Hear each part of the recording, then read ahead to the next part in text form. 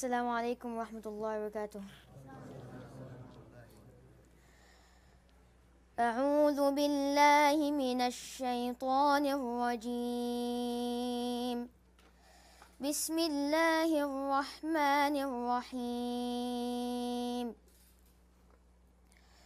أفتطمعون أن يؤمنوا لكم وقد كان فريق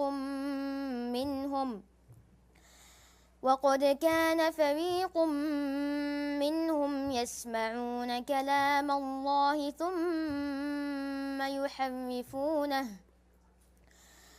ثم يحرفونه من بعد ما عقلوه وهم يعلمون. وإذا لقوا الذين آمنوا قالوا آمنا وإذا خلا بعضهم على بعض قالوا أتحدثونهم بما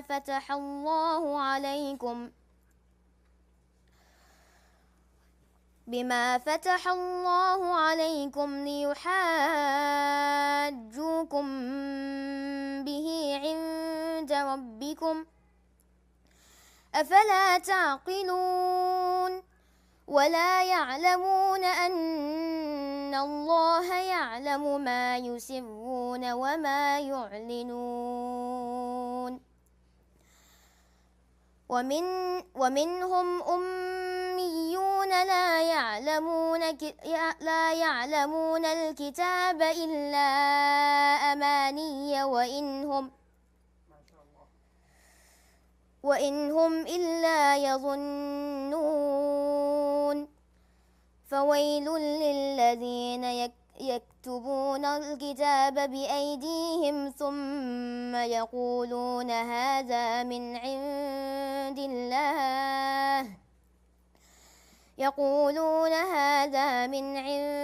الله ليشتروا به ثمنا قليلا فويل لهم مما كتبت أيديهم وويل لهم مما يكسبون. صدق الله العظيم.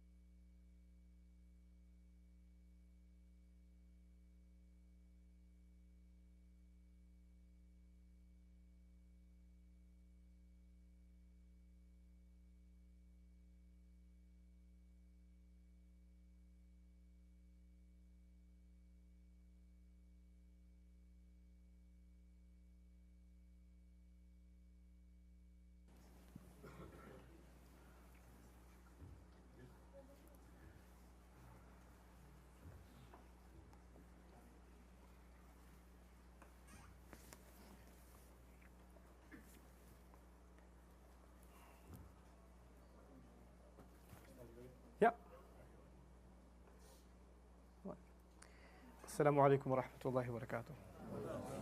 الحمد لله رب العالمين والصلاة والسلام على أشرف الأنبياء والمرسلين وعلى آله وصحبه ومن استنى بسنته إلى يوم الدين.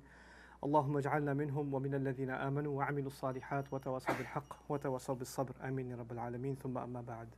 Inshallah ta'ala, before sharing some reflections and insights from the ayat that we are to cover today, I wanted to share a vision with all of you and start with actually the description of a problem. And I hope that you guys will pay close attention to this, because a lot of what we do at Bayyinah is driven by these ideas. First and foremost, I'd like to introduce you to four different populations of people, four groups of people that we strongly believe need to be served as a priority. As a matter of fact, the message of the Quran, as you know, is a priority for all of humanity. But in particular, we identify 4 groups of people that really, really need this message. And if we target them, by extension, you're targeting everybody else. The first of those groups is actually women. And we believe that they are an essential population that has been ignored. I personally believe that, as in my own upbringing as a Muslim and a student of Islam, but I also believe that as a larger society, that when it comes to Islamic education and the opportunity to receive a better education and actually to produce teachers of our mothers and our sisters, that we've really fallen behind. And this is part of our turath, it's part of our legacy that was always there, and somehow over the last couple of centuries we dropped the ball and made it seem like this religion, its learning and its teaching is primarily the responsibility of men. And we made, in many societies unfortunately, we even made women feel bad for coming to the masjid and simple things like that. And that's a real tragedy, because not only are they a significant, if not a majority of our population, they are also the carriers, they are the ultimate teachers of the next generation. If our mothers are not well grounded in the religion, and they don't understand the worldview they're supposed to instill into their children, then you can forget about the next generation. And so in societies where women are denied access, for example, to the masjid, then what do you expect that next generation to do? How do you expect an entire, and even if they have access to the masjid, to not be treated like students, to not be treated like citizens even, to be treated like a fitna that is supposed to be in a closet somewhere, and if they show up, then just say, astaghfirullah, la hawla wa la quwwata illa billah, oh my God, they have a question, why don't we give them a pen or something, and they can write it, and then they can slip it under the door, and then some kid, if he doesn't eat the paper, then they can hand it to you, and maybe you can answer their question, and make sure you put a wall, and then electrocuted fences, and then on top of that, I don't know what we have this mentality towards the education of women that is problematic. And it's created a lot of problems in Muslim society. As a matter of fact, a great number of women that are, many of us don't come from religious families. We're Muslims, but we don't come from very knowledgeable families or families of scholars or huffaz and things like that. And a lot of times the women in our families are scared of Islam. They're actually scared. They're like, if we become religious, that just means women are going to be like thrown inside a box or something. And that's a major tragedy. This religion is actually one that honored women in a way that I would argue women had never been honored before. And it's such a misrepresentation of our faith and of the Book of Allah that they're not given that place. So that's the first population that needs to be, a message needs to be crafted to them. And my personal belief about that, before I go to the second population, is that the best people equipped to empower a generation of women is women themselves. That until we produce educational opportunities and training opportunities for women themselves to become teachers as well, you're not going to get empowerment. You can't just keep this as men have to teach women, even though as the head of the household, my responsibility, your responsibility is to teach our families. وَأْمُرْ أَهْلَكَ بِالصَّلَاةِ وَاصْطَبِرْ عَلَيْهَا. There is such a thing, and a very important piece of our future actually is to empower our daughters, our sisters, even our mothers, to become teachers, to become role models. Think about this. You have a 14, 15, 16-year-old girl. Who's her role model? Who does she look up to? Who does she say, I want to be like her when I grow up? All the role models that are available to her in a world that is bombarding her with messages are role models that you would not want her to have. And that's because we didn't give her an alternative. We didn't provide her one. And that's not her fault, that's our fault. So that's the first population. The second population is actually youth. A young generation, young adults, people that are coming at an age where they have different kinds of crises. Some of them, because they're brought up in the information age, they have questions that their parents did not have about Islam. They have questions about why should we even accept the existence of a God? Why should we follow this religion? What's the sense of this Islamic law? And especially, first of all, we're in an age where all religion is being criticized, all religion is being scrutinized and made fun of, and the idea of believing in the unseen is made to seem like something absurd. Above and beyond all of that, you've got a second problem, and that is that we happen to be Muslim. Of all the religions that are attacked today, or made fun of, or criticized, or scrutinized, Islam takes the cake, it's at the top. So you already have a problem in this world today with religion, and on top of that, the religion happens to be Islam, and this young generation is brought up more exposed to a criticism of Islam than an education of Islam. So if they have doubts, and they have issues, and they have, like hesitation in really throwing themselves all wholeheartedly into the religion like their parents did, then you can't blame that generation. And they cannot be talked to or spoken to or educated in the way that their parents were educated. They need a new kind of education because they have new kinds of questions. They have new kinds of problems. And that needs to be respected and studied. And they need to be addressed in a medium, in language, and in a format that honors them, that actually considers them. The second problem within this population, the first population was what again, just so I know you're paying attention? Was women. The second is youth, right? On the one hand, there are youth that have doubts, but on the other, the flip side of this equation is another entirely amazing but dangerous group of youth that are finding Islam. There are young people that were not religious at all, and then Allah put something in their heart and they found Islam. And when they find Islam, that's when they want to change everything about their life. They want to make up for all of their past sins, and they just want to be a better person now. They want to be in the complete submission to Allah. But this is the danger, because at that age, at that young, very vulnerable age, whoever comes along and presents them, this is what Islam is, this is what you must do, they're going to take it wholeheartedly, not question anything. And right now there are elements in the Muslim world and in the world that are teaching a message of Islam that is purely insane, but very powerful. And their marketing machinery, their media machinery, their savvy, their ability to manipulate young minds is incredible. It's actually something to note how powerful and how manipulative they can be to a 16-year-old, to a 14-year-old, to an 18-year-old.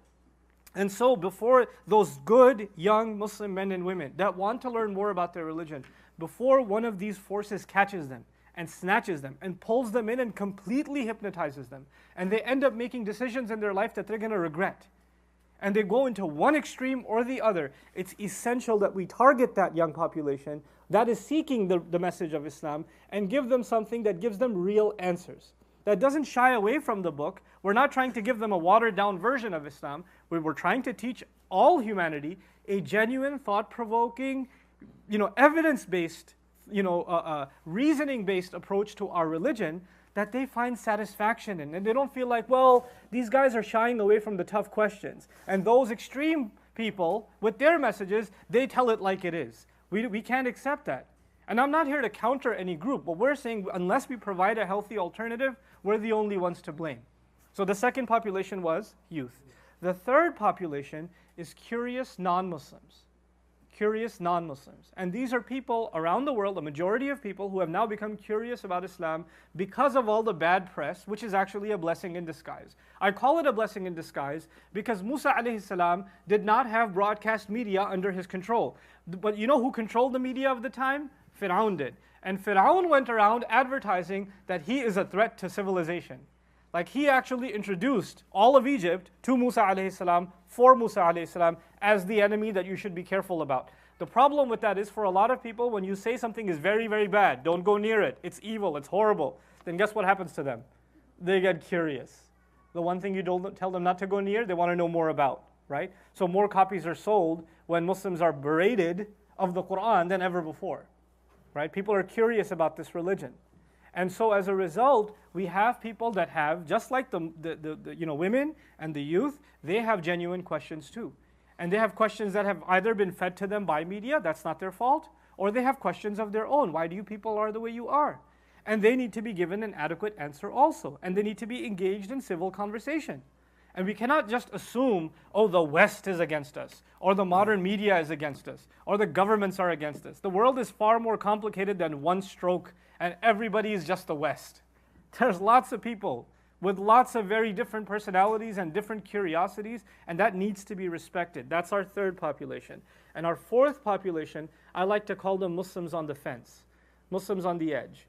And basically, these are Muslims that are born Muslim maybe, that became Muslim maybe, and over time, they did not acquire, they didn't have the opportunity, the means, or maybe even the interest or the will to acquire an education in the religion. That's not their fault. They were busy in their career or college or university or family life, whatever else.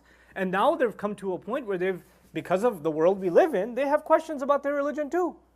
They have lots of very different questions.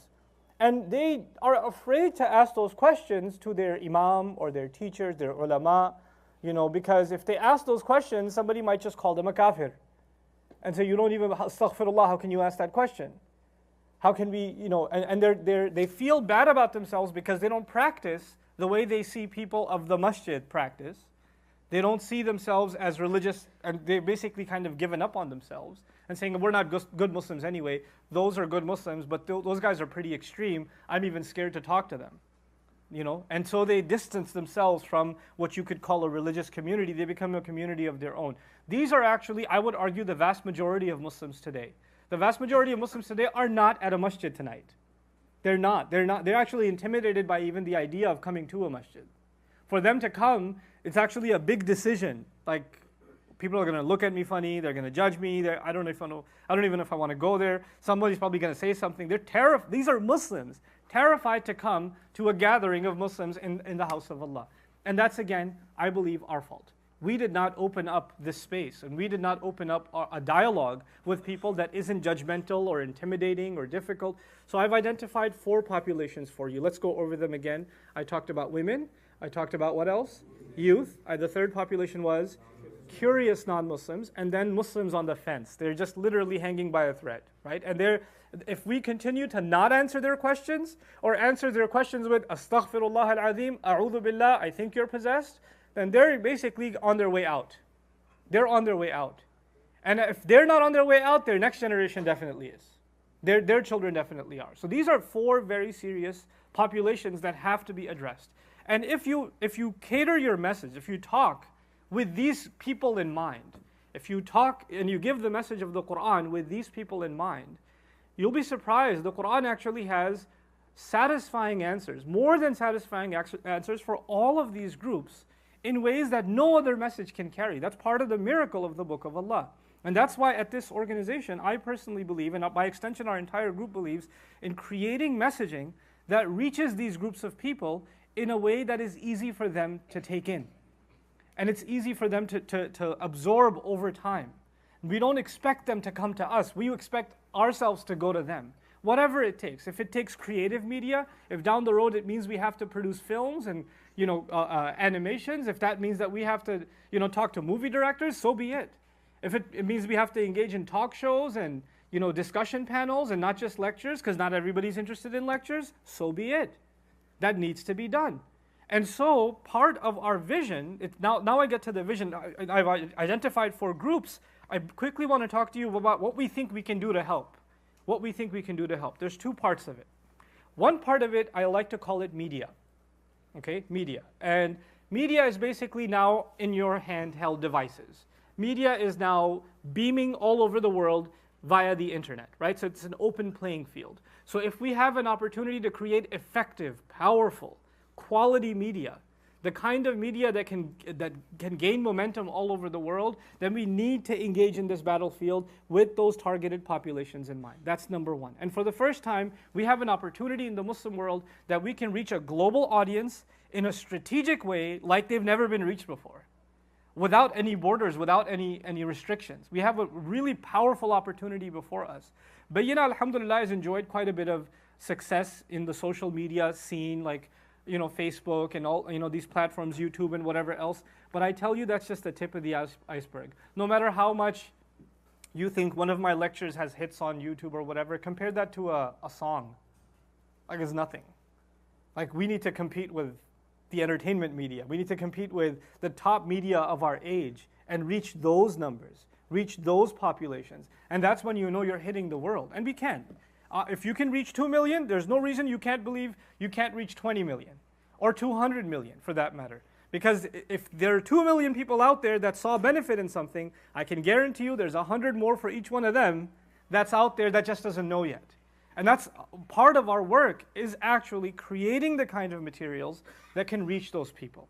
Within the short term, I want to tell you, and this is still the first part of our solution, which is media, I want to tell you what I'm interested in doing. What I'm interested in doing is actually gathering scholars, experts from around the world, people that I consider top-notch in their field of Islamic studies, the humanities, other spaces, and actually bring them in on panel discussions. I don't claim to be a scholar, I'm a student at best. But I am a curious and a very abrupt student. I like to ask questions very directly. I actually want to take these scholars and these experts and have panel discussions with them and ask them the toughest questions that are being asked to Muslims and by Muslims today, and hash some things out for the benefit of the entire ummah. And I don't want to be like, Shaykh, please tell me about taqwa. And then the Shaykh will 20 minutes tell me about taqwa, and I'll say, I like it. Let's move on to Iman. No. Shaykh, let's have a conversation about slavery. Let's talk about multiple marriages. Let's talk about inheritance law in Islam. Let's talk about this, that, whatever. People have questions. And they see some things literally as unfair within the religion. Let's actually respect their question and put it out. And if they give an answer and say, well, you just have to have taqwa, well, that's not enough. I need a better answer than that. I need to hash this out, because that's not going to fly for a 16-year-old. Let's iron this stuff out. And there are people smart enough in the world. They don't have the platform, but alhamdulillah, we do. We do. And we're going to create that platform where it's not just about me doing durus, but it's actually about getting these great minds of the ummah. That I've met some of these people, wallahi, they've changed the way I look at the world. But they're not speakers, they're not scholars, and you're probably not going to find them on YouTube. They're hidden somewhere in a university teaching 15 students, and I go there and I get upset. You need to be in front of the world. What are you doing sitting here teaching 15 students? This is a disgrace to the ummah that you're just sitting here and you're not being taken advantage of. That's the platform that I'm looking to create. That's the media side of things. In addition, I want to be able to, inshallah ta'ala, myself and my colleagues be able to do exhaustive research on the Quran, and like these durus that are going on, the purpose of them is to do a lot of research and to explain this stuff in as easy language as possible. So even if somebody doesn't have a lot of background in Islamic studies, they can get it. If they want a journey into the Quran, I'd like to be able to facilitate their journey. I'm not saying this is the last thing they'll learn about the Quran, but I'm saying that we can try to make this an effective first step. So from here on, when they move forward in their journey, they have a good foundation from which to build, right? And this resource can be used, inshallah ta'ala, eventually for schools, for youth groups, for halaqat, for people that want to give a khutbah, other areas, right? That's the media side of things. Now I'll quickly move along to the even equally exciting. Media is kind of like a satellite beaming down, like I told you. That's the work, you can say it's from the top down. But work also needs to happen from the bottom up. There's top down and there's bottom up. Bottom up means you have to produce people. You have to train people. You have to educate people. You have to cultivate people. You have to identify talented people that you can look at. You know how they do sports scouting? They see this kid playing on the street and say, this guy needs to be in the NBA. That kid is a professional cricketer. Or he needs to be on the football team. That's what scouts do. They see this raw talent and they're like, if this person was given a chance, they could make a big impact in the world. That's literally what I want to do. As I travel, I identify young people and scholars that are just incredible talents. And now it's time to invest in them, to train them, to educate them, to even further their education down the road. There are students of the Bayna Institute that I taught Arabic to that came from different backgrounds that I saw potential in, and we as an institute funded their education in Islamic studies. Some of them are now doing their PhDs in Islamic studies in particular fields so that they can be better assets to the ummah. We cannot move forward if we don't invest in people. But you cannot just invest in people online. You have to actually bring them under one roof, see them in action, identify their creativity and their talents, see which ones really are you could see the diamond in the rough and say, this one's a diamond, this one needs to be invested in. This one needs to be put work into. And give them a path. That needs to happen. And that's actually the goal of, the first step of that is this building that we're trying to build. And to finish off, the auditorium is going to be used, inshallah ta'ala, for durus of the Quran and for the kind of talk show settings that I spoke to you about. I plan on inviting world caliber scholars here and having them have a sit down, because like for years, if I tried to do this kind of thing, you have to rent a hall, you have to get a production crew, you have to get people flying into a particular place. There are expense on top of expense on top of expense just to have a conversation at a quality that you can air and you can even put it on TV, But we want to be able to do that level of work here, and do it efficiently, inshallah ta'ala. That's one piece of the equation. The other piece of the equation is this is, inshallah ta'ala, a campus where students are being trained, and some are being trained to become teachers. So that this work and this one building that's here, I envision in the next decade, there are dozens of these all over the world. This exact work of proliferating the message of the Quran is happening in Malaysia, it's happening in the UK, it's happening in Australia, it's happening in Canada, it's happening in Pakistan, in Bangladesh, in Turkey, and it's happening in the local languages as well.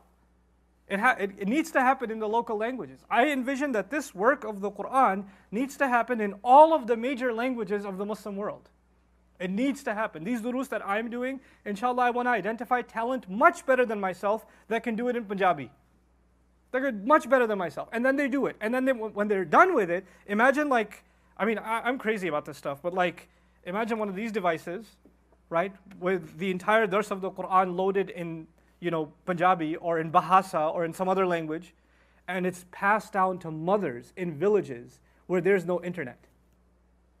And they're literally, these moms, they're making the bread in the morning and they're listening to Dars of the Quran, transforming their minds and hearts. You know what that's an investment in? That's not just an investment in those women. It's an investment in their kids. You could see the results of that in a decade. The kinds of teenagers they're going to raise. There's a different caliber of kids because they grew up with Quran in their ears, the message of the Quran in their ears. This is a powerful, powerful thing that we believe in. Work from the bottom up and from the top down. And it's something that the West needs, it's something that the East needs. Wallahi, wherever I go, there's a big gap between the ummah and a love or an access to the word of Allah. And really that's at the end of the day the mission of this organization. And that's why we put this drive up. I said, let's just do durus every night. My personal philosophy has always been, if you're going to ask the ummah for something, you should give a lot more back. Right? And you just give and give and give. And our intention is to continue to give. And I'm hoping that through this foundation, we're able to make materials available that don't just hit Facebook, that don't just hit, YouTube, but we make stuff at a caliber and we have the kind of following that we don't have to ask BBC and CNN and whoever else that, give us a chance to air some of our stuff. They ask us. We want to get to the point where the Muslims are the loudest voice on Islam. We have a chance to do that. We can be the loudest voice on ourselves. Right now, when you see what is the message about the Quran, the people that are talking about the Quran that are the most heard are not the Muslims. We want to be those people. That when questions are asked about the Quran, the first in line, the first results on Google, the top hits on social media websites, and the top players in the media scene are actually experts that represent the deen in an intelligent way, not people who hate Islam to begin with. And they're talking on behalf of the Quran. So this is just a vision that I wanted to share with all of you. Alhamdulillah, our drive is nearly done. And if those of you who believe in this cause and want to see it fulfilled, inshallah ta'ala, contribute with an open heart. There's only a few days left. I won't be making this kind of a long pledge again. But I just personally just wanted to share with you how insanely I and my team believe in this work. And wallahi al-azim, if there is all the support in the world and there's no support at all, we're still going to be doing this. And we believe we can. I am so convinced that this is the work to do in our day and age. The battle is not a battle of the military, it's not the battle of territory, it's not the battle of economics. Today is the battle of influence. It's the battle of media. And if we're not winning that battle, then all the other battles don't matter. You can win whatever territory you want. If you don't carry the right influence, and there's nothing better to influence humanity than the word of Allah. That's at the end of the day the mission. So now inshallah ta'ala I come back to the dars bi'idhnillah of Surah Al-Baqarah. Just make dua. Even if you can't contribute, what we're asking of you in this special night is dua at the end of the day. Just make dua that Allah allows us to serve His book in a way that fits Him. That does some justice to this book. Because at the end of the day, we can't do that. But if we can just even, رَبَّنَا تَقَبَّلْ مِنَّا, just some efforts are accepted from Allah, then that's enough. That's enough, to save ourselves. Now, we studied yesterday the example of the three kinds of what? Hearts that were compared with three kinds of rocks. You remember? I wanted to share with you that this is actually خَاطِبُ النَّاسَ عَلَى قَدْرِ عُقُولِهِم. Address people in accordance with their intellect. What did Allah Azza wa Jal do? He's giving this example of three kinds of rocks to Banu Israel. And if you recall the summary of the image, one rock exploded, the other cracked open with a little bit of water, and the third one fell. All three of these are actually something not just imagined by the Israelites, this is something part of their living memory. Why? Because when Musa alayhi salam struck the staff, what happened? Water gushed out. That's actually something they can easily relate to. فَانْفَجَرَتْ مِنْ هُثْنَتَا عَشْرَةَ عَيْنًا. We saw that. Later on, as a result of their sins, that water, it didn't used to come out like a river. it used to come out only a little bit. Like the shaquq would happen, and only a little bit of water used to come out. فَانْبَجَسَتْ, like in Surah Al-A'raf. A little bit of water came out. 12 springs were there, but they got weaker. And that's kind of like the second example. And in the third case, what did we see about Allah Azza wa Jal? Raising the mountain above them, or shaking the mountain, and the rocks are falling. And the third image is that of rocks falling from the fear of Allah. So this is actually something that resonates and connects with the psyche of the Israelites, that for whom these incidents are a major part of their memory. And so Allah draws on that to give them the example of Iman, subhanAllah. Now Allah turns His attention to the Muslims.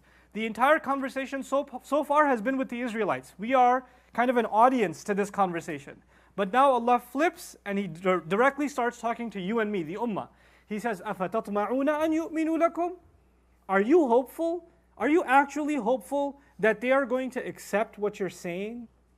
He turns to us. Why? The Sahaba in Medina, the Muslims living in Medina. He tells them, look, you came from Makkah. And in Makkah, your audience was the people of Quraysh. And the people of Quraysh have no knowledge of a book.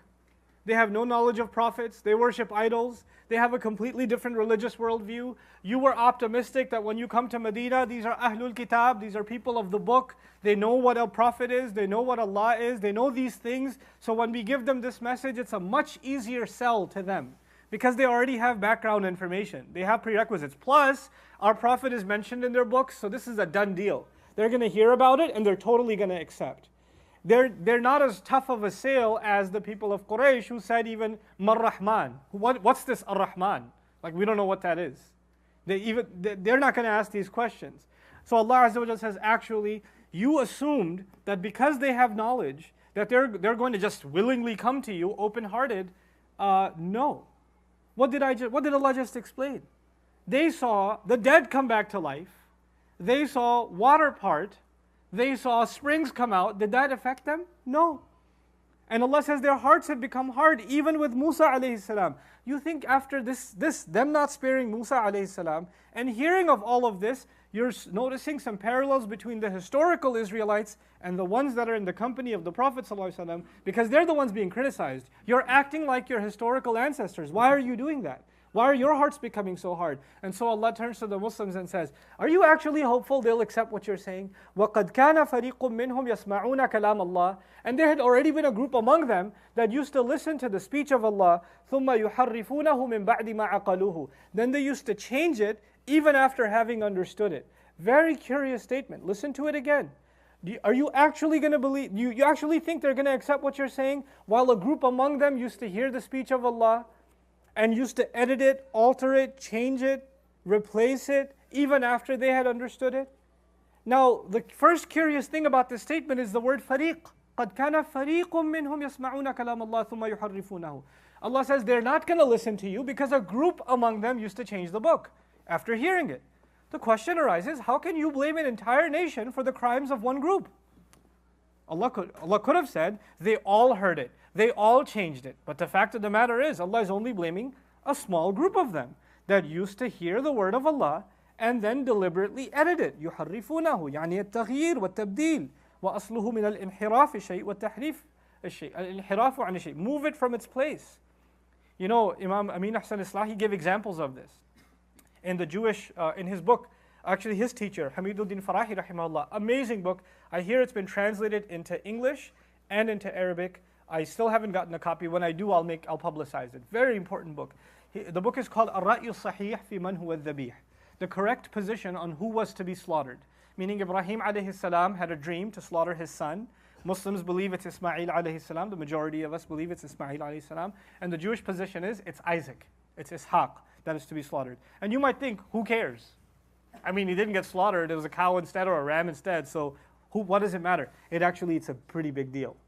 That's a pretty big deal. Why? Because the entire belief system that came after as a result from the Jewish tradition, and by a byproduct of it, the Christian tradition, especially nowadays, Protestant Christianity, they actually believe Isaac was chosen because Isaac was the blessed son, and Ishmael was not chosen because he's the cursed son. So all of his children are cursed, and the religion that came from the children of Ishmael is Islam, which is a cursed religion of the devil because he's from the cursed line. All of it started with who was to be slaughtered. When you question that, you question the foundation of this entire line of thinking. This entire line of thinking. A lot of Zionism is actually rooted, religious Zionism is rooted in this one thing. Like it's the root of a lot of problems in the world. So what does Hamiduddin Farahi do? He studies Hebrew for 8 years because he wants to study the original text. What a gangster. Rahimahullah. He is so awesome. Like this man is my hero. Like he's so amazing. And then after doing this research, he writes a book, الرأي الصحيح في من هو الذبيح, the correct position in who was supposed to be slaughtered. And what does he do in this book? 3 sections. One section, how does the Quran prove that it's Ismail alayhi salam? Then how does the Torah actually also prove that it's Ismail alayhi salam? And then scholars of the Hebrew tradition that actually held the opinion that it was Ismail alayhi salam. The guy studied Hebrew so he can go inside of their sources. And he put this thing together. And he wrote it, he's an Indian scholar, rahimahullah, wrote it in Arabic. So awesome. But what and like I said, it's been translated, and apparently an updated version of it has also been put together. I believe it's called Ishmael and Isaac. When I get my hands on a copy, I'll publicize it, inshallah ta'ala. But the reason I'm bringing it up under this ayah is as follows. The Hebrew Bible, he actually quoted the Hebrew in his book. It's an Arabic book, and when he gets to the Hebrew ayah from their book, he writes the Hebrew in. Right? And then he spells it out in Arabic. And he says, they say that Abraham took his son, to Isaac, to slaughter him at a rock near Mura. And they write the Hebrew word Mura, which is actually just a slant over from Marwa. Marwa as in Safa and Marwa, you know. And they say this was actually between 2 hills, the 2 hills of Shifa and Mura. Really? Shifa and Mura? In a dried up valley called Sakka. Sakka, really, Sakka. I mean, just little stance here and there, and they changed the word from where it used to be. Is this the common person doing it? No. This is their scholars doing it. This is their scholars. When Allah says a group among them used to hear the word of Allah and used to change it, even after having understood it. Who is he pointing the finger at? Their scholars. Now, why are you blaming the entire nation? Like these people are not going to believe what you're saying because their scholars are corrupt. That's basically what Allah is saying. That's not fair. The scholars are corrupt. What about the rest of the people? Allah Azza wa Jalla is here highlighting a very deep problem of religious psychology. When a nation becomes weak when their relationship with their book becomes weak. And how do you know that a nation has a weak relationship with their book, with the book of Allah? That happens when the book of Allah is only studied and understood by the scholars. And the vast majority of Muslims say, I don't need to know, I'll just go ask a scholar. I'll ask a sheikh. I don't need to know what the ayah says. I don't need to know what the surah says. That's not my problem. I'm not a sheikh. And then the shuyukh will also come along, like the shuyukh of Bani Israel would come along and say, hey, you have no business reading Torah yourself. You'll get misguided. You will go to Jahannam because you will misunderstand it. If you have a question, come to me and I will tell you what it says. As a matter of fact, don't even read it yourself and ask questions. I'll just tell you everything you need to know. Keep a distance from the Quran because it'll misguide you. Wallahi al-azim. This is the greatest trick of shaitan in the history of religion.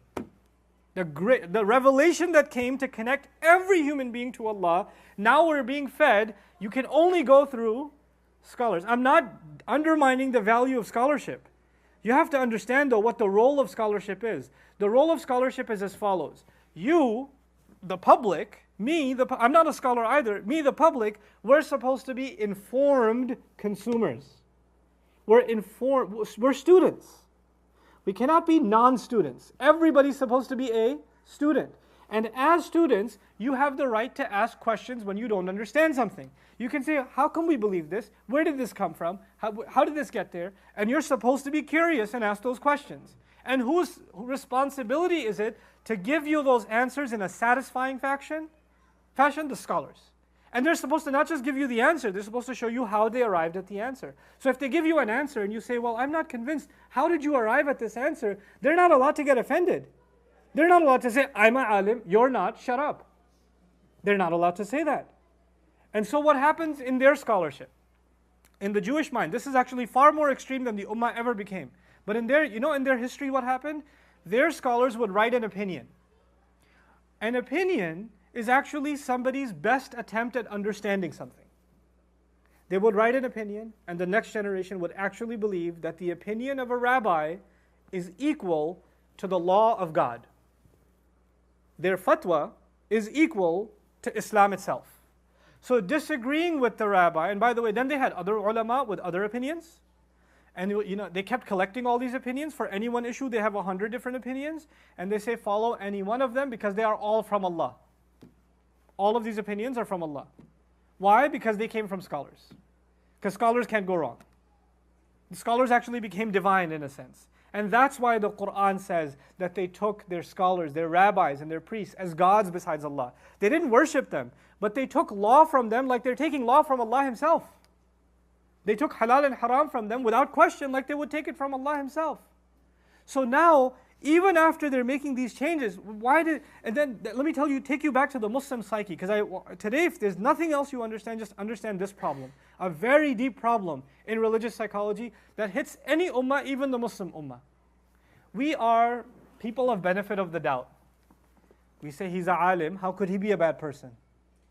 How, he wouldn't say something wrong. He wouldn't do that. And then of course, there's a class of people who call themselves scholars. Their only business is the following: to tell you, don't listen to this one, this one, this one, this one, this one, and this one, because they're not real scholars. And you better only listen to me if you want to be saved, because I speak the haqq. I'm going to tell you what Quran says, what Sunnah says. Everybody else, watch out. If you want to save yourself, here's the website that you always go to. Don't go anywhere else. Here's the book you read and nothing else. Here's the manual that'll teach you. And they create this cult where you're not, and if you question them, then you're out too. Then they'll write a warning about you because you asked a question. That's one part of their business. The other part of their business is that literally this: they hear the word of Allah and they offer one of its interpretations, whether that interpretation actually meets the text or not. And over time, a mafia is formed. And I use the word mafia on purpose. What's in a mafia? You have to, if you're in it, you can't disagree with the boss. So if you have a student from within some school, and he says, my school of thought, my teachers taught me this opinion, but I'm not convinced. Quran is telling me something else. Sunnah is telling me something else. Evidence is telling me something else. History is telling me something else. I cannot agree with this fatwa. I can't, in good conscience. He'll tell you that in a private dinner. He can't tell you that openly. I can't, my elders have said that I can't disagree with this. Where are your loyalties? So it becomes that the word of the elders becomes the word of Allah. And so Allah says, this in the worst case was with Bani Israel. Now please, as you hear this, don't form the other extreme. The other extreme is all scholars are corrupt. I don't want anything to do with scholars. Astaghfirullah, they're just like the rabbis of Bani Israel. These are extremes. And ignorant people love either going into one extreme and coming out and going into another extreme. Like the ummah today, if we love a scholar, oh my God, we're obsessed with this scholar. We can't hear any criticism of him. But once he falls in our eyes, he's basically Iblis. Now I don't want to hear anything about him. Don't even say his name. Astaghfirullah. I have to make wudu again. Do you deal with any human being this way? Human beings are people that make mistakes. And scholars are no different. And every field in which there is influence or a concentration of knowledge is subject to corruption. Lawyers can be corrupt because they understand the law. Mechanics can be corrupt because they understand the car better than you. Construction people can be corrupt. Contractors can be corrupt because they say, I need this material, this material. You don't know any better, you'll have to trust them. Scholars are no different. If you're in a position, just because it's religion doesn't mean that there's no room for corruption. There is. But at the same time, are there good people in these fields as well? Yes. And so there are always going to be sincere, genuine scholars that are actually, and you'll know one of the qualities of genuine scholarship is that they are far more student than they are teacher.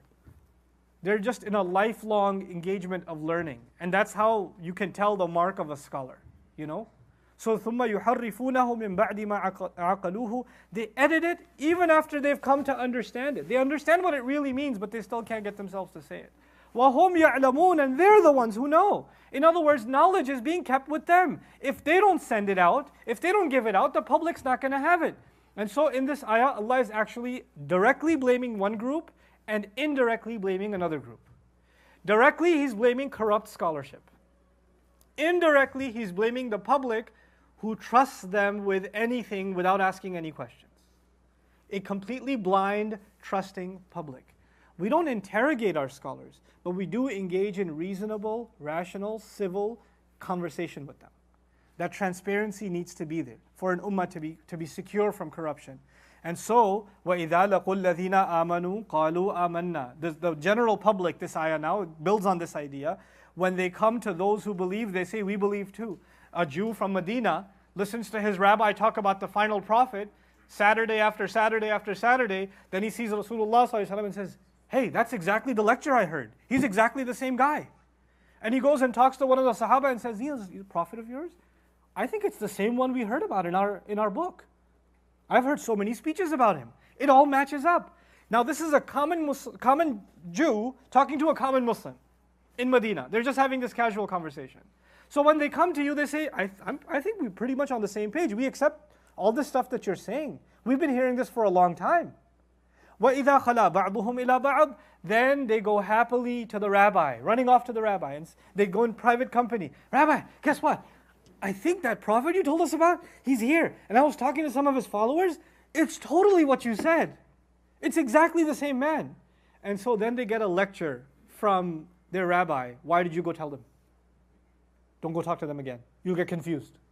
If you know what's good for you, just stay here. I'll tell you if it's right or wrong. Don't go asking questions yourself. And so before I finish the ayah, I want to read something to you from Ibn Abbas radiallahu ta'ala anhuma, who observed this phenomenon in Medina. المروي عن ابن عباس رضي الله تعالى عنهما أن منافقي أهل الكتاب كانوا إذا لقوا أصحاب محمد صلى الله عليه وسلم قالوا لهم آمنا بالذي آمنتم به. Ibn Abbas says these people of the people of the book, especially the Jews, used to come to the Muslims in Medina and say, we believe in exactly the same thing. وَنَشْهَدُ أَنَّ صَاحِبَكُمْ صَادِقٌ. We're willing to testify. We're pretty sure that your companion, by which they mean the Prophet, your companion is telling the truth. وَأَنَّ قَوْلَهُ حَقٌّ وَنَجِدُهُ بِنَعْتِهِ وَصِفَتِهِ فِي كِتَابِنَا. And we find him with his exact description and his exact qualities in our book. ثُمَّ إِذَا خَلَى بَعْضُهُمْ إِلَى بَعْضٍ قَالَ الرُّؤَسَاءُ لَهُمْ. And when they went in private company to their own, among themselves, the heads of them, their chiefs, their leaders said, أَتُحَدِّثُونَهُمْ بِمَا فَتَحَ اللَّهُ عَلَيْكُمْ فِي كِتَابِهِ مِنْ نَعْتِهِ وَصِفَتِهِ لِيُحَاجُّكُمْ بِهِ. Are you guys honestly going to the Muslims and talking to them about how you have in common with them these descriptions that I talked to you about in the book? فإن المخالف إذا اعترف بصحة التوراة واعترف بشهادة التوراة على نبوة محمد صلى الله عليه وسلم فلا حجة أقوى من ذلك. If someone who doesn't even believe in the Prophet comes over to a Muslim and says, that's the one in our books, there's no better case than that. We didn't have to go prove it to you. You're coming and confessing it yourselves. If you go and do this, then you're not just making yourself look bad, you're making me look bad. Now I don't have a choice but to accept. The rabbi is yelling at him and saying, if you go and say, I gave lectures about Muhammad, that you should accept him, and now you went and told them, then you're killing me here, man. And so the exact language of the Quran, remarkable, he says, أَتُحَدِّثُونَهُمْ. Are you going and engaging in conversation with them, starting up a chat with them? It's interesting, so interesting. If you say, أَتَتَحَدَّثُونَ إِلَيْهِمْ, are you talking with them? That could mean they started the conversation and you responded. But if you say أَتُحَدِّثُونَهُمْ التَّفْعِيل, it means you started the conversation. Meaning the Jewish community got so intrigued by the Quran, they couldn't help but engage the Muslims in conversation. They went and talked to them. And they got yelled at for starting the conversation. بِمَا فَتَحَ اللَّهُ عَلَيْكُمْ. And you're talking to them because of what Allah has opened to you. In other words, Allah has given you the insight to see that what you've heard from me matches with what you hear from them. لِيُحَاجُّوكُمْ بِهِ. Are you doing this so they can start arguing against you? They don't just want to see commonalities in our faith. If you just show them commonalities, they're not going to just sit back and say, well, I'm glad we find this common ground. Now you go back to the synagogue and I'll go to the mosque. They're going to say, you should accept. There's not just a casual, hey, I'm glad we have stuff in common, now let's eat cookies together. They're going to put some pressure on you. They're going to want you to, do you want to become Muslim now? Is that what you're saying? لِيُحَاجُّكُمْ بِهِ عِنْدَ رَبِّكُمْ. They're going to make a case against you with your God. They're going to invoke your God and say, you must now accept this religion. This is not just a casual conversation about commonalities. How interesting. We have prayer like yours too. It's so fascinating. Yeah. I'm really glad we talked about this because our book is really similar to yours. Good talk. It's not just that. They're going to actually come, they're going to make a case. And then he's scaring them. He's saying, listen, they're going to make you convert either here, they're going to make a case against you, and if they don't make a case against you here, when you come before Allah, they will complain about you. Now this is strange. If the rabbi is telling them, you should not become Muslim, because if you go tell them what you know, then they will have a case against you to make عِنْدَ رَبِّكُمْ before your master. Meaning on Judgment Day, some have done the ta'wil of this on Judgment Day. Then shouldn't that make them want to convert? Like if they have a case against them on Judgment Day, they should want to run and actually be accepted or accept Islam so they don't have a case against themselves on Judgment Day. Who wouldn't want to be saved on Judgment Day? But actually if you study, like Ibn Ashur rahimahullah was baffled by this problem in At-Tahwil wa-Tanwir, why the exact argument that should compel someone to accept Islam is being made to convince them to not accept Islam. Why? Because the concept of God that was developed in the Jewish tradition based on the stories and the accounts was so twisted and so out there, it was so wrong that they actually inherently adopted the notion that Allah is not all-knowing. Listen to me again. They developed the idea that Allah is not all-knowing. It started even with Ishaq alayhi salam. Ishaq alayhi salam is on his deathbed according to the Torah's twisted version. He's about to die. He has an older son named Isu, and his younger son is named Yaqub. Yaqub is the one we know. Isu is the one we've never heard of because he's only mentioned in Torah. And Ishaq, the father, is about to die. And he says to his son Isu, I'm about to die, but before I do, go and prepare a meal and slaughter an animal and bring it to me so I can bless you so you can become a prophet. And Isu was from a different wife, and Ishaq was from Yaqub was from a different wife. And Yaqub's mother overheard from the kitchen that the father is about to bless Isu. And she brings Yaqub and says, go boy, hurry up, slaughter an animal, bring the food, and put on your brother's clothes, Isu's clothes, and try to sound like him, and just put your hand forward so he'll see the clothes because he's too sick to see you, and he'll bless you instead. And he'll make dua for you to become a prophet instead. Because I want you to have prophethood, I don't want Isu to have prophethood. So Yaqub says, no, I don't think I'm qualified, I don't think this is a good idea. And mother says, do what I tell you. And he goes and he slaughters an animal, comes back, hands the hand to his father Ishaq.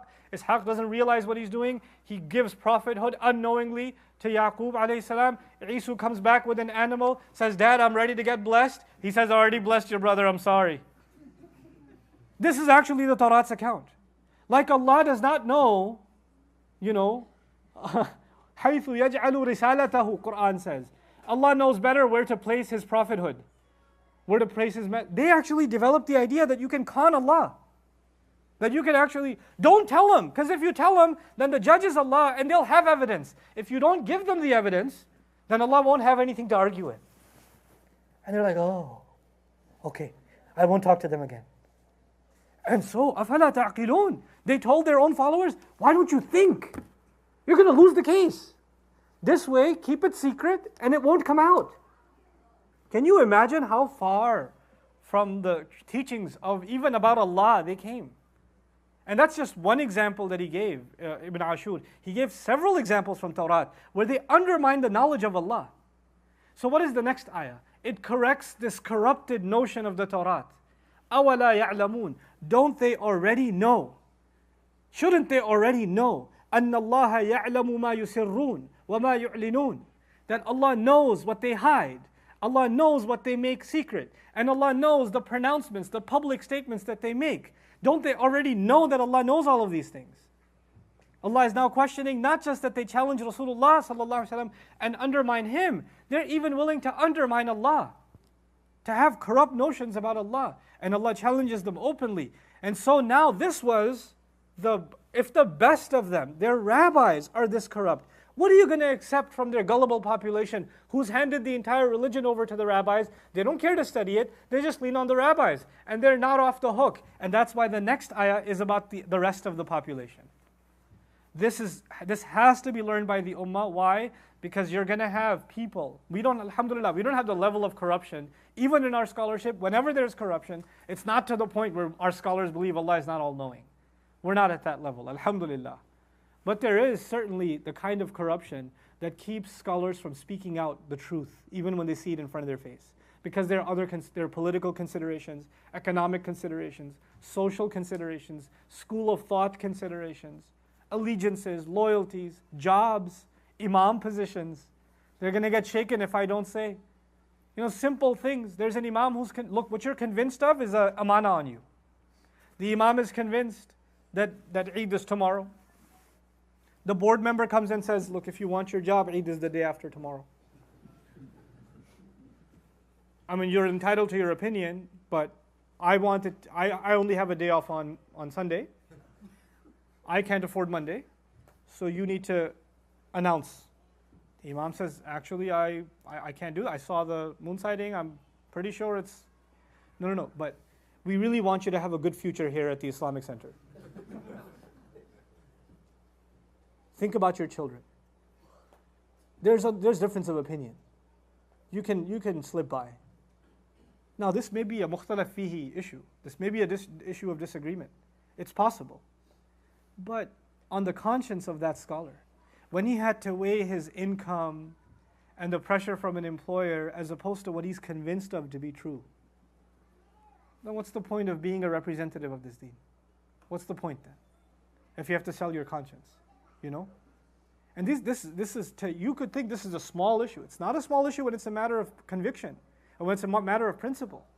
What you're convinced of, you're allowed to be able to speak of. They were their monies, their livelihoods, their social status was too tied to their religious teachings. They couldn't even speak when they were convinced otherwise. But now Allah criticizes the general population. He says, وَمِنْهُمْ أُمِّيُّونَ, and among them are the unlettered, uneducated. Uneducated in what sense? In the religious sense. They have an engineering degree. They could speak C++ if they wanted to, but Arabic is too hard. Quran is too difficult. But if I want to, I can write code like this with my eyes closed. I could program entire robots. But the language of Quran, I mean, come on, who has time for that? They chose to be uneducated in it. وَمِنْهُمْ أُمِّيُّونَ لَا يَعْلَمُونَ الْكِتَابِ. They don't know the book. And it also means they don't know the law. Kitab comes in two meanings. The book also means the law. And particularly, they don't know the law illa amani. I prefer, Allahu A'lam, I find more convincing the meaning of law here.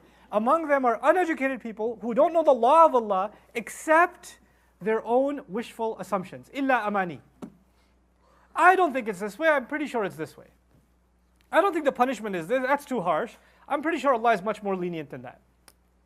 I mean, these people keep saying it's haram, haram. It's impractical to call this thing haram. It's just not that bad. Let's just call it a necessity of our time. There's a population of people who are educated otherwise, but when it comes to the religion, they speak out of what they wish it was. Not what it is, what they wish it to be.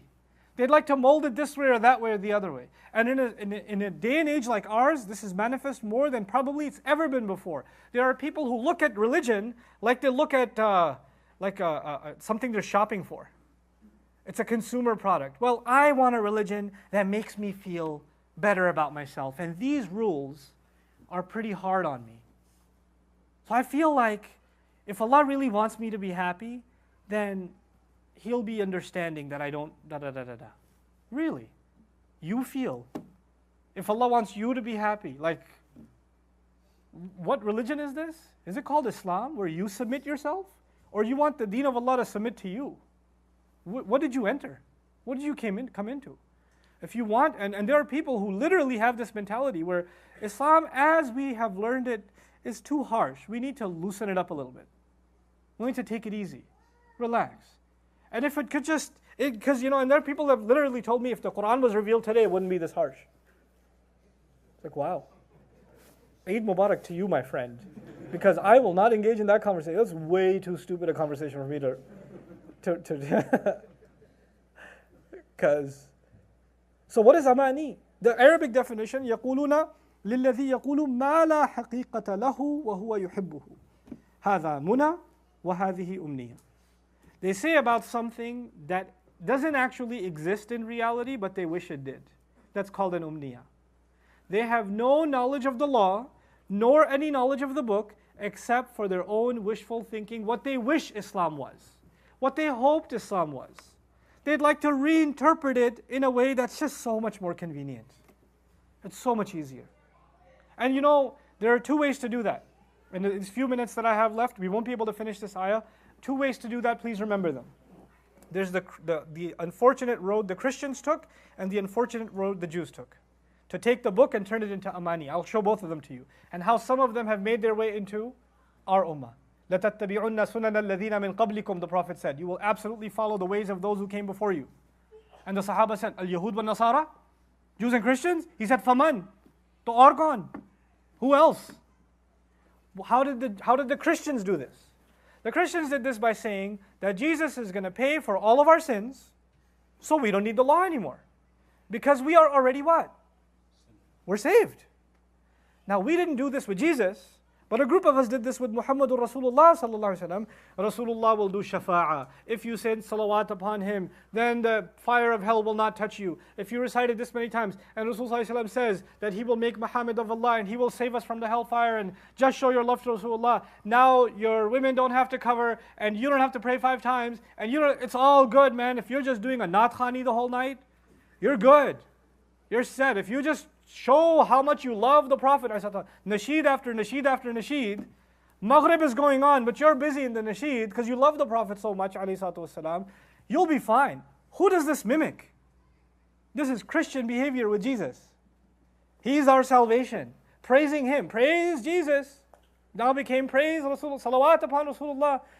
And salawat is a legitimate thing. His shafa'ah is a legitimate thing, but to take advantage of it and to absolve yourself from all responsibility in Islam, that's the unfortunate road the Christians took. What's the unfortunate road the Jews took? That's another road. That other road is they took the law and they interpreted it over and over and over again, and every interpretation became divine. And the vast majority of them who weren't knowledgeable in the book, they sought out, they asked around until they found someone who could say, what you want is halal. An opinion exists. Some opinion exists. And so long as you can find someone who says the opinion exists, you can wiggle out. So the person who wants to engage in a kind of financial transaction, they're not sure if it's halal or not. They ask the Imam. The Imam says, no, it's not halal. Okay, thanks for your answer. Then they Google on a forum, is this halal? And they get, no, it's not halal. Then they say, I should check out another forum. Another forum. No, it's not halal. Then they go on a Facebook group. Is this halal? No, it's not halal. Man, someone's got to be there on the internet that could just tell me this is halal this one time. And then some obscure group knows all about Islam 99, screen name, says, there is an opinion out there. That's all I needed, bro. Thanks. And he doesn't even stick around to hear the rest of the message. I'm not even Muslim, man. Like, who cares? There's an opinion out there. That we hide behind phrases like, there's a difference of opinion on that. Can you name 3 of the opinions? No, 2. Where do they come from? When you say difference of opinion, I'd love to hear you explain what those differences are. Where did you get that from? Well, I heard. Where did you hear it from? It's in the books. Go read it yourself. What books? Books, books. This is amani. You'd like to construct an imaginary scenario in which you can make permissible for yourself what clearly isn't. What your own conscience is telling you isn't. Illa amani. Wa inhum illa yadhunnun. They do nothing but make assumptions. They do nothing but make assumptions. They'd rather not learn. There are people who would rather not learn. Why not? because they know the moment they learn, they're going to be held responsible. So might as well just get the easy answer and not engage in learning and be exactly like the disease we just mentioned. If you ask them, why don't you want to learn? Well, I don't want to be responsible because once I learn it, I'm responsible. Wow, I've heard that before. أَتُحَدِّثُونَهُمْ بِمَا فَتَحَ اللَّهُ عَلَيْكُمْ لِيُحَاجُّوكُمْ بِهِ عِنْدَ رَبِّكُمْ أَفَلَا تَعْقِلُونَ. That's the exact disease. May Allah Azza wa Jal protect this ummah from falling into this disease. May Allah make us seekers of truth, genuine seekers of truth. And may Allah Azza wa Jal give myself, scholars, teachers, du'at, all of us, the sincerity and the courage to speak to our convictions and to be open to the idea that we may be wrong and to continuously learn. And may Allah Azza wa Jal guide all of us closer and closer to what is true and what pleases Him. Barakallahu li wa lakum fil Qur'an al-Hakim wa nafa'ani wa iyyakum bil ayat wa dhikr al-Hakim. Assalamu alaikum wa rahmatullahi wa barakatuh.